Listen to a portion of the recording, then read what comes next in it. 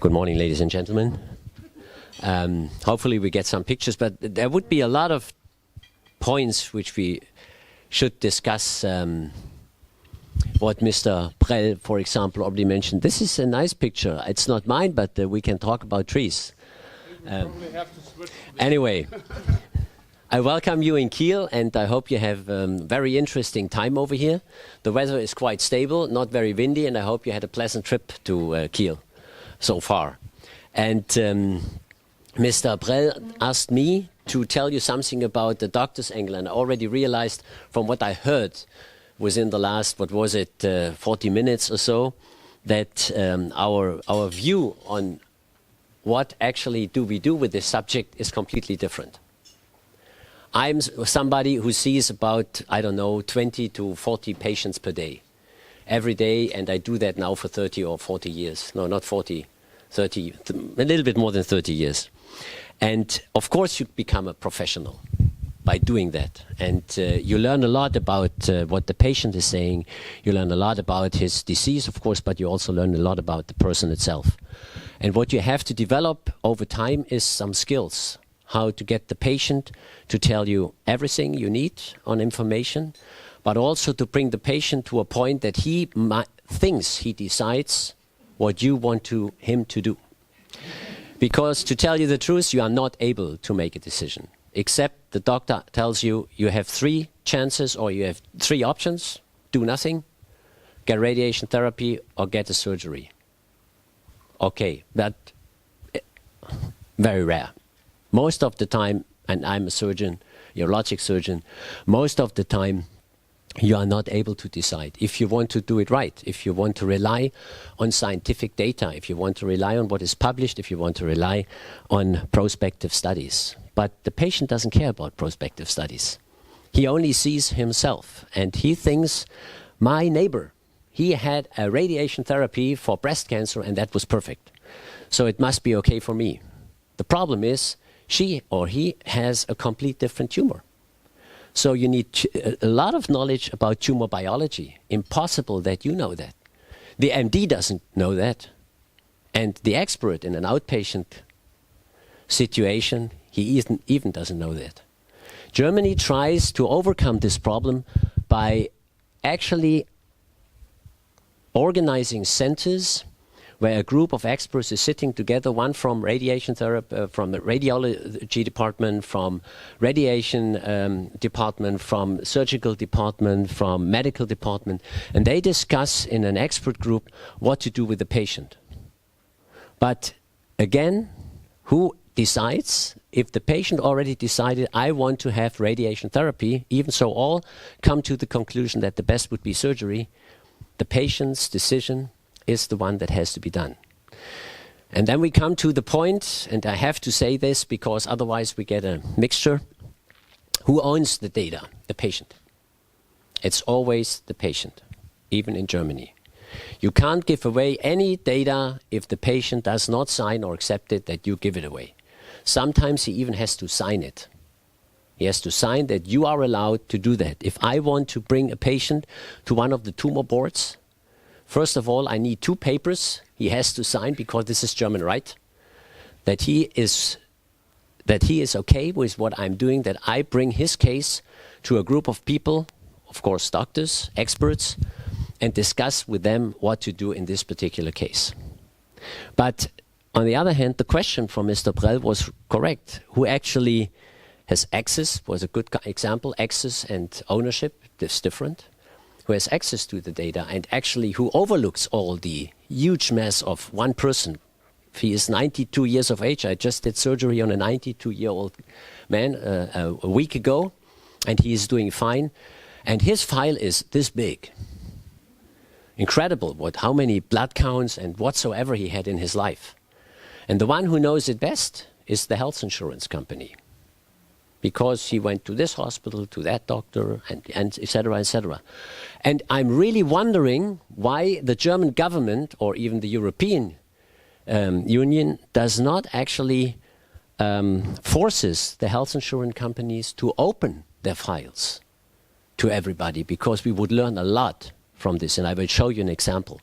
And this is what's coming up in the future. So I have to give an MD's perspective on the changing patient, and I focused on the patient, how I see it, and this is what it tells us, everything. It's the demographic. To talk about empowerment of patients, etc., was not necessary 30 years ago, because your life expectancy of a man was about 67 years of age, and for the woman it was maybe 71 years of age. Today, the life expectancy of a 65-year-old man is 86 to 87, and of a 65-year-old woman up to 70 years is 93. Every second girl that is born today will actually become 100 years old. So we are focusing on something that is very special, and we will face a problem we really never we thought about, but we really have no answers how to handle this. Because all these 100-year-olds, there will be some who are quite fit, but most of them will not be very fit, and we see them in the hospitals.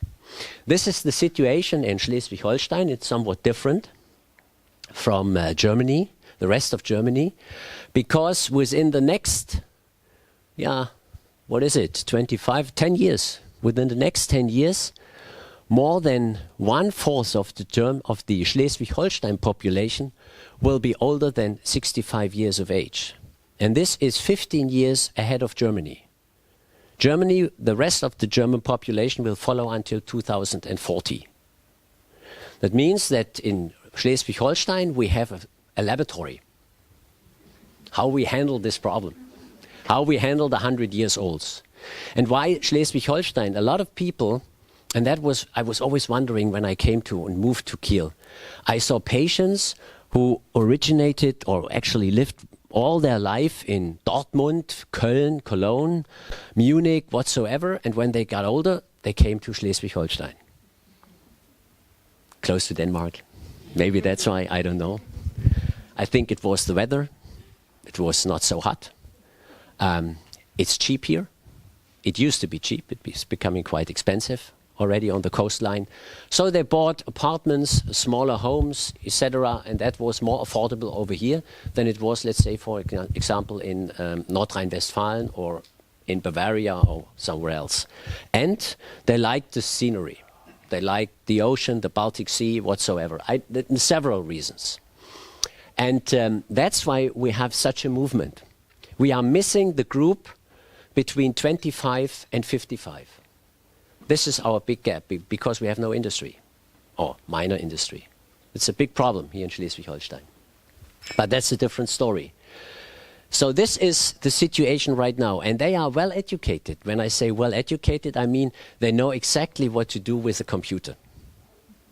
And guess, if you don't know, how many percentage-wise, how many of the Google researches include something that has to do with health? How many percent? 10%? 60. Who said 50? 60. 52%. Good guess. Of all Google researchers worldwide, 52% only have to do with health. Maybe sometimes it's just health food and how can I get, I'm now 90, how can I get 100? Or I don't know what they ask, but it's interesting to see that. This fantastic, isn't it? It's great, I think. But when we get so old, which is a very nice thing, we also face other problems. And here you see just the next 25 years, development until 2040. We will increase, as I showed you, the number of old patients by 36% up to 28 million in Germany. And that means that we will increase the number of incontinent patients above 60 years of age to 3.23 million. It's probably much higher, just to talk about urinary incontinence. So not always cancer. There are many, many other problems we will face. Alzheimer's, dementia, diabetes, whatsoever. So we will really face problems in the future. What does that mean when it comes to cancer? And to give you one example, as a urologist, of course, I talk about prostate cancer. What it means for the healthcare system. The prostate cancer is the most frequent solid tumor in a man. In 26%, it's the same in Denmark as it is in Germany. And of course, it's the same in the US. And it induces 10% of cancer deaths every year. That's what we need to know. The number of diagnoses increased from 1980 until now by 200%. And in the age standardized incidence rate, it increased by 110%. And it's ongoing, this increasing figure or line.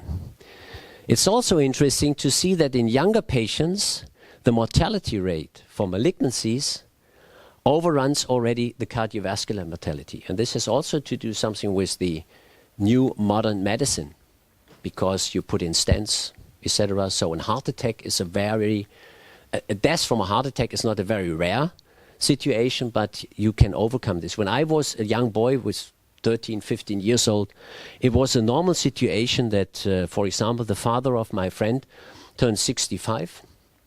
2 years later, he died of a heart attack. So he retired with 65. 2 years later, he was dead. That was the normal situation. Now we have a very excellent, as you probably have, or I'm sure you have it as well, it's an emergency situation, emergency center. Germany has, I think, the most and highly developed one in the world, with helicopters, and they bring you here and there, and usually you can't die from a heart attack if it's not a really strong one. So we have to think about something else, how we get rid of this person. And the demographic development will further increase the prevalence and incidence, not only of prostate cancer. You can do the same with breast cancer. You can do the same with colon cancer. You can do the same with lung cancer. But it's so significant when you talk about the tumor for the man. I could also choose breast for the woman, where we have such a high number of cancer patients every year. The problem is, for us, it's great. I mean, I'm a doctor, I'm a surgeon. A lot to do surgery, a lot to treat patients, wonderful. So until I'm 100, I can practice, because there are so many patients, they will not be able to handle this problem. And this is really the truth. We will not be able to handle all these patients. And the reason for that is, since 1991, and that was an official guideline, the German government decided we have to reduce the number of hospitals. And that's what they did.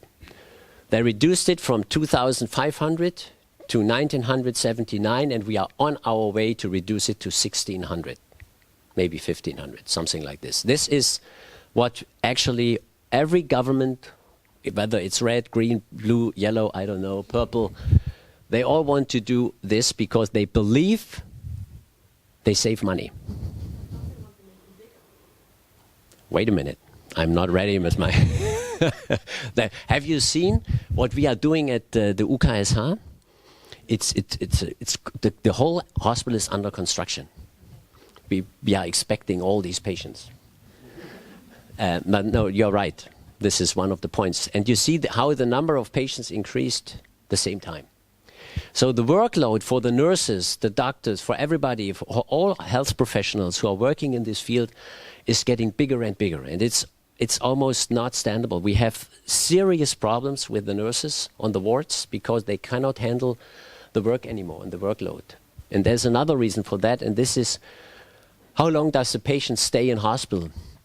He used to stay about 14 days. Now it's, what is it, 1, 2, 3, 5, yeah, it's 7.5 or so. So 7 days. So we cut it by half. And that means you see double the number of patients, more patients, and everything has to be done. So if we don't use intelligent systems like e-prescription, e-files of the patients, we are not able to handle this mass of patients. And this only includes the patients right now. We are not talking about those who will turn 100. Then we run in serious problems. The next problem in Germany is that we didn't increase the number of educational places. In other words speaking, we only have, what is it, about 12,000 medical students per year in Germany, 11 to 12,000.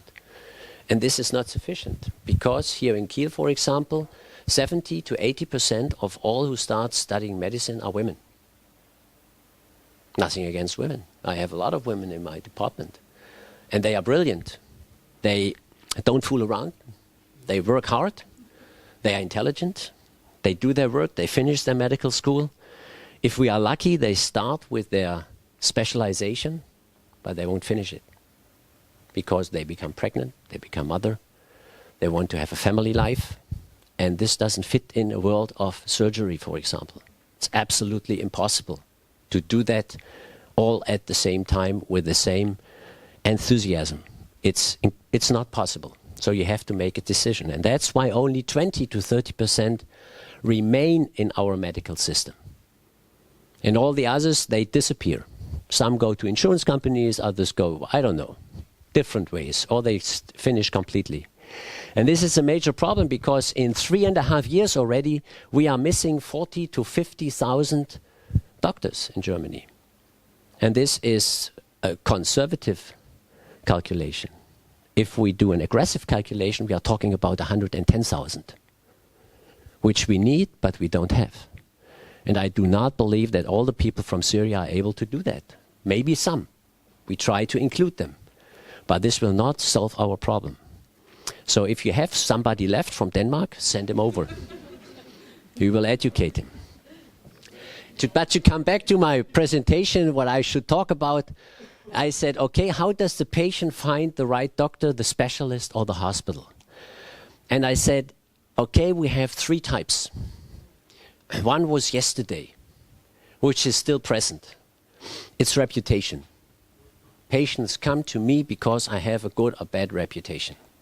And recommendation, it's more or less the same. Because the neighbor said, he did excellent surgery, was so nice, the nurses were so nice, and the food was excellent. It's also an important issue. It's not so much what you did inside, it's more so much what he puts inside, and then he says was a good hospital. Anyway, this will also change. This takes years because PR was not allowed. It's still not really allowed, but you can't really handle it. I mean, everybody is using a homepage and videos, etc. So everything is accessible. And what Mr. Prell said was correct. Pharmaceutical companies are not allowed during an exhibition to present the data about the special substance, Viagra.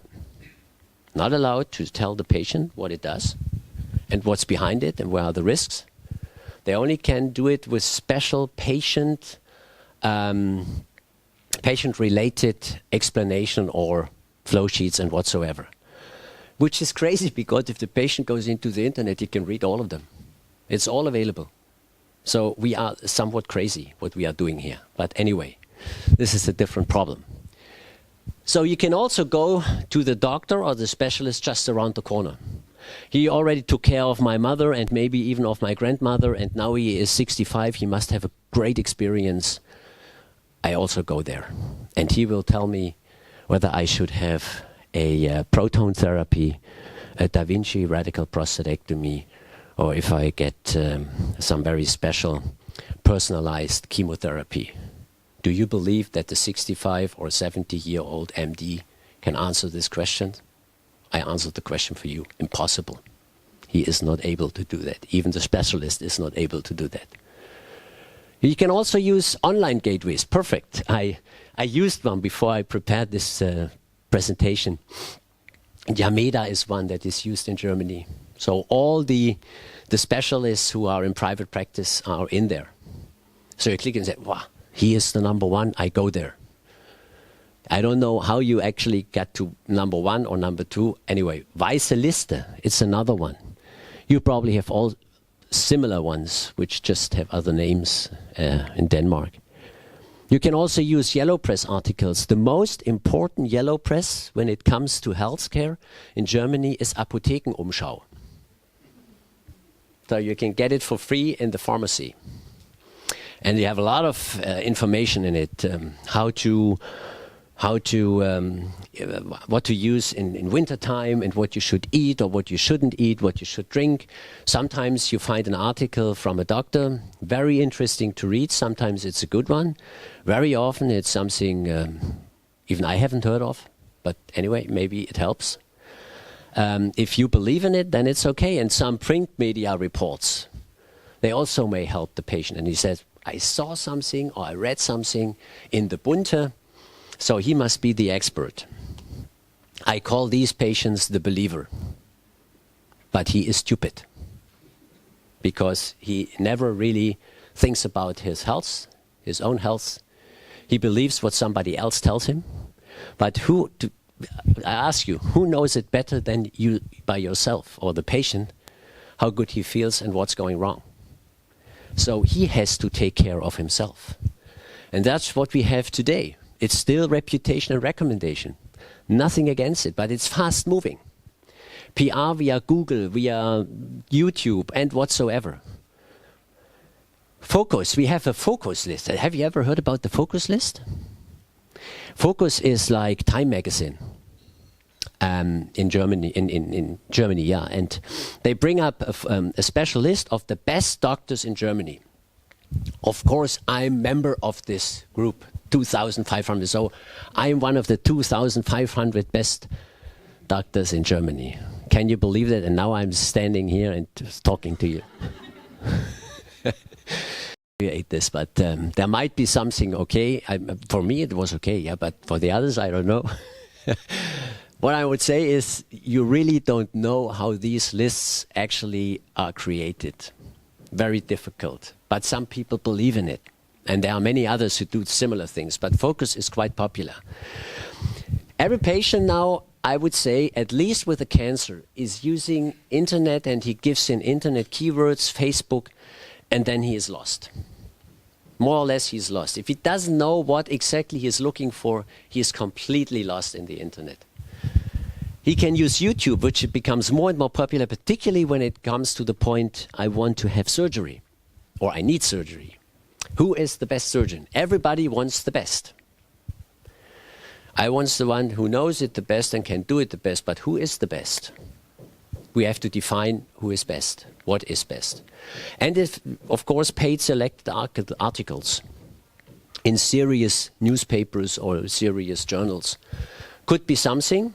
And very often that's what I experience, because when patients come and they have a prostate cancer, they come and they have a full package of printouts, and they know exactly what I should tell them they need for treatment.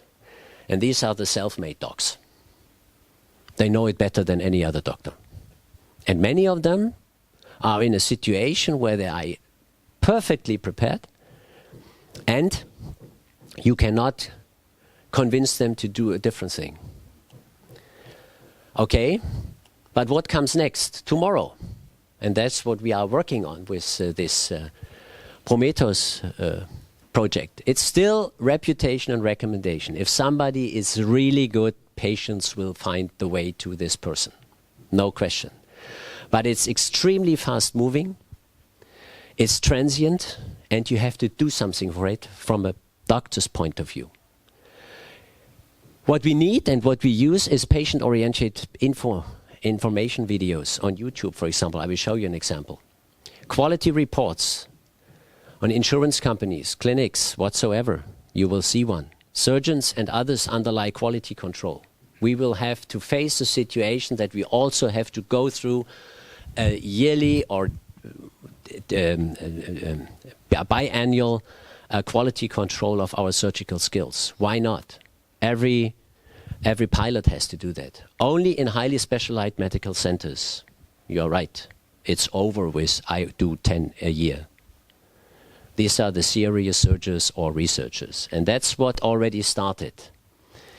What I have to do now, Mr. Prell, because otherwise it doesn't work, unfortunately, we have to do this. Wait a second. No, it's okay. The audio, right? Yeah, we would need it. 1 second. Das geht trotzdem nicht. Aber let's see. We try. Ja. You see, as a surgeon. In diesem Video spreche ich über die radikale Prostatektomie, der gebräuchlichsten Form der definitiven Prostatakrebsbehandlung. Bei der radikalen Prostatektomie wird die Prostata vollständig chirurgisch entfernt. Traditionnellement, cela se fait par une incision du nombril jusqu'à l'os de la ceinture pelvienne. La prostate est enlevée complètement avec les vésicules séminales ci-jointes. Le plus souvent, il est possible de conserver les cordons nerveux qui déterminent l'érection. Les ganglions lymphatiques, éventuellement atteints de cancer, sont également enlevés. Следующим этапом мочевой пузырь и мочеиспускательный канал соединяются между собой тончайшими швами. Наконец, в мочевой пузырь устанавливается катетер, как правило, до 2 недель. Если мы знаем, что опухоль уже инфильтрировала капсулу предстательной железы или что поражены лимфатические узлы, мы можем своевременно и эффективно назначить и проводить необходимое dальнейшее лечение. Deze urinaire incontinentie lost zich normaal vanzelf op. Na afloop van de genezingsproces ergens tussen 6 en 24 weken. 3 tot 6 maanden na de operatie raken alleen nog 2% van onze patiënten af en toe nog urine kwijt. Gerade durch die neuen Technologien sind Kontinenz und Erektionsrate nach operativer Entfernung der Prostata exzellent. Für mich stellt die roboterassistierte Da Vinci-Prostatektomie die beste Therapiemöglichkeit bei Prostatakrebserkrankung dar. This is just an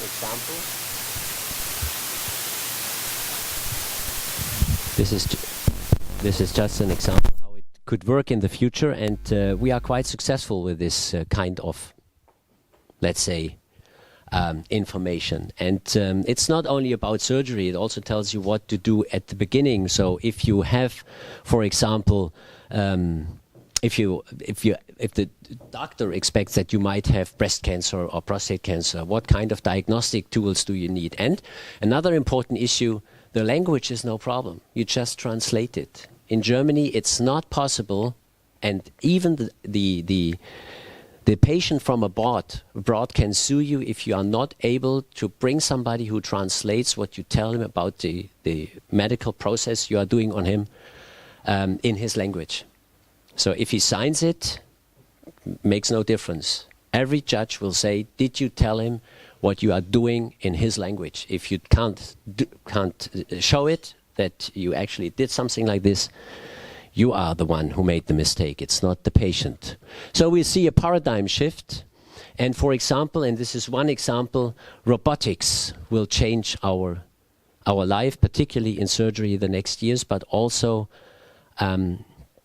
the X-ray studies we will face in the future. The robots in the OR in the future, maybe it's this one.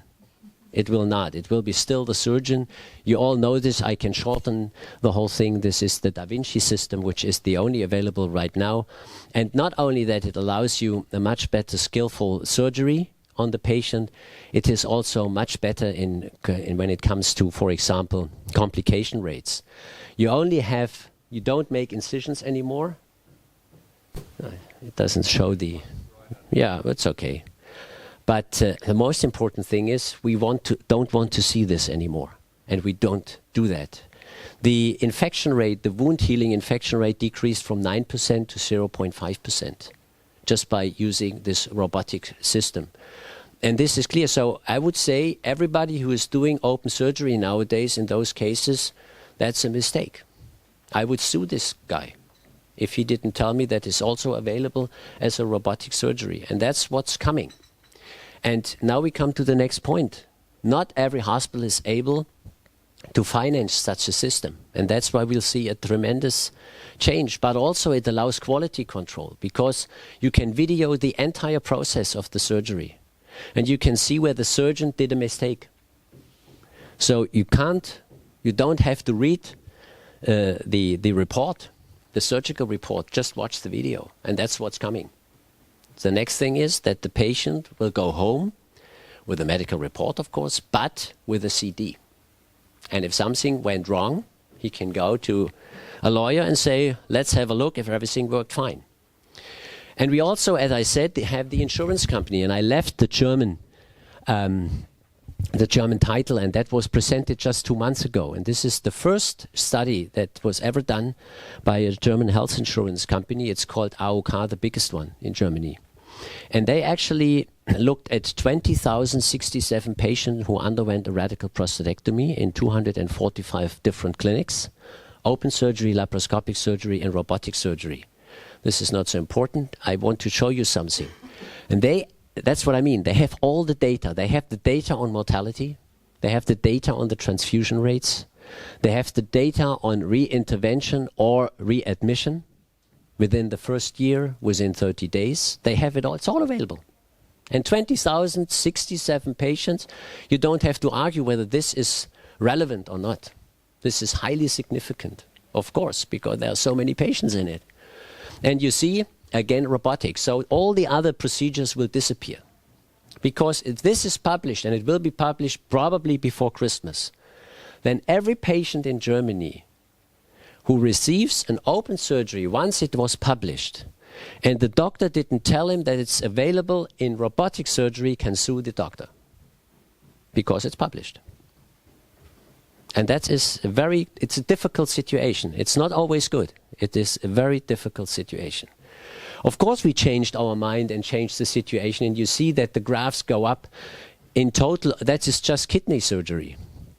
So we changed the entire surgical approach. So basically what we are doing is we are more or less just do robotic surgery if it's possible, or laparoscopic surgery if it's just for to take out the kidney. What about safety and future developments? And maybe I can show this. No, doesn't work, huh?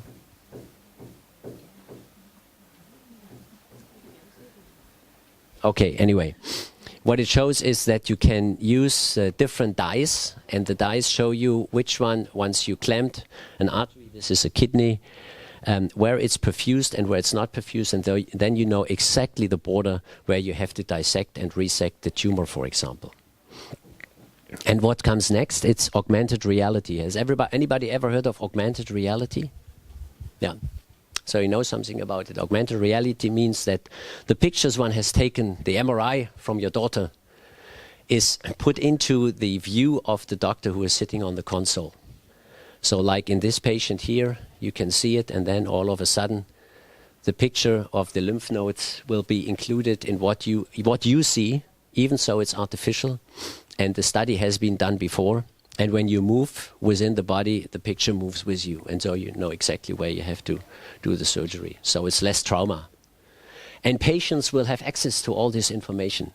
They will ask for it, and if you tell them no, it's not available, they say, I'm sorry, here is the publication, or here's what I've seen on the internet. What about economy? Because that also means economy. Now we come to the point where what the lady already mentioned. This is another good point to put it on. I'll give an example for the robotic surgery. If you do 100 cases per year with a robot system nowadays, I think it's also on radical prostatectomy, could be a mixture, and it costs you per each procedure 3,485 pounds. Or what was it? Yeah, 85 pounds. If you do it in 150 cases, it's only 2,323 pounds. But if you do 200 cases, it's only 1,742 pounds. And if you do 1,000 cases, then it's less than 1,000 pounds, what it costs extra. And that means it's impossible to have this available all over the country. You have to have centers, and this already happens in the States. And this is the trend, again, on the radical prostatectomy. The white bar, which you can't see nicely, I see it quite nicely here, very bright and clear. It ends here, and it used to end at 250 at the top of there. These are the low volume centers. Low volume centers means they do less than 15 cases per year. And this number is dramatically decreasing. This little one over here is a center that does more than 100 cases per year. And this one is increasing, it triples more or less within these last 10 years by number of cases. In other words speaking, we only will have treatment in centers, and the centers, of course, need to be certified.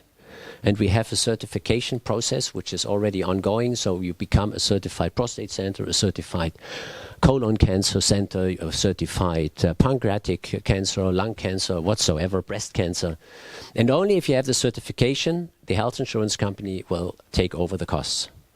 You can get surgery wherever you want, but then you have to pay by yourself. And this is a clear concept, and this every government, again, red, blue, yellow, whatsoever, wants to have this. Otherwise, we run out of range, because nobody will be able to afford what modern medicine actually costs. So medicine becomes transparent because it's all available, what I showed you, on the internet. The patient will know it, and it becomes easy, and we do better and we do good if we actually take care and prepare something that the patient is well informed. It can be checked all the time because you video what you are doing. The same with any other procedure. If you do, for example, an X-ray or not an X-ray, a radiation therapy, even today it's already all in the internet, all in the database you will find, whether he got too much or too less. And of course it's verifiable and you can compare it with other ones. So what I'm saying is it will become an open world. Medicine was always the doctor knows it and I know nothing. And it will change completely the opposite. That's how I see it as a doctor. And I think this is good because a well-informed patient is much easier to handle.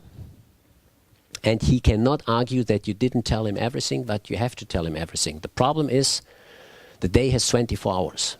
And if you would actually discuss with the patient the treatment options for one cancer situation, it would probably take 6 to 8 hours. That's what a lawyer who actually has to deal with all these problems when the patient sues the doctor tells us, and this is not possible. So we have to find a legal situation to limit this time for maybe, I don't know if we can do it time-wise, by 40 minutes, by 30 minutes, by 1 hour, I don't know. Or we have certified videos, like you have e-prescriptions. I like this. It's unbelievable that you have this. It's great. That patients are forced to watch the video, sign it that they have seen it, sign it that they have understood what they saw, and then you talk to him, let's say 20 minutes, and it's fine. Because otherwise you will always find a lawyer that can sue you, as we already have it in the States. And there it's even running crazy because we have lawyers who are specialized to sue the lawyer who sued the doctor. Thank you very much.